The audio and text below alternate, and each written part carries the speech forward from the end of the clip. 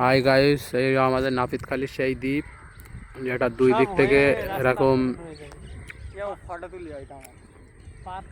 এই দুই দিক থেকে নদীর স্রোত চলে গেছে। মাঝখানে এটা বিশাল বড় দ্বীপ। এখানে যাওয়া যায়, এমনি পিকনিক করতে সবাই যায়, অনেকেই যায়। আর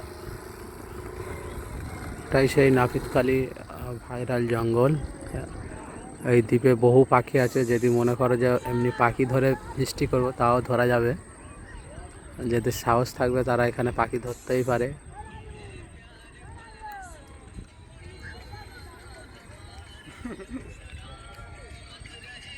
এই যে এটা নাপিতখালী, এটা পুরো নদী।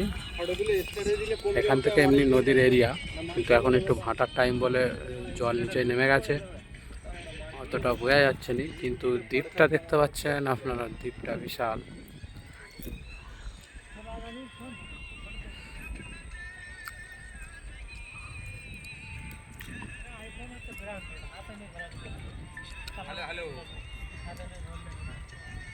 মারছে কি নাম আছে বললে?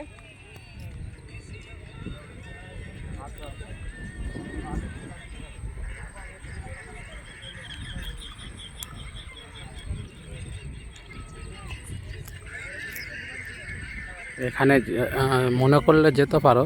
আপনি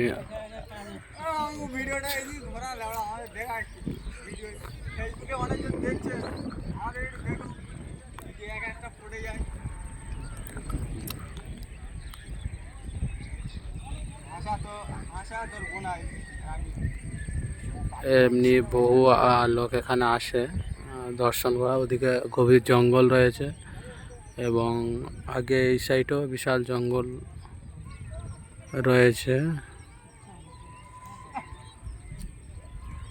এটা একটা সুন্দর জায়গা, যেহেতু মাঝখানে গেলে ব্যাপারটা লোকেশনটা হেভি লাগবে।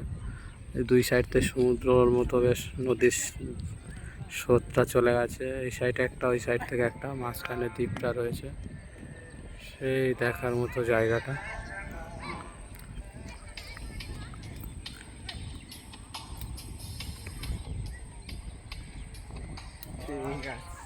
হ্যাঁ,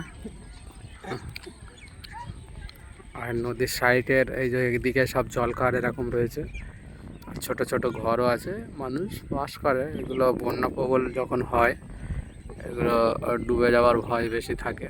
ছোট ছোট একদম গ্রামীণ এলাকা। এই যে দেখতে পাচ্ছেন, যেহেতু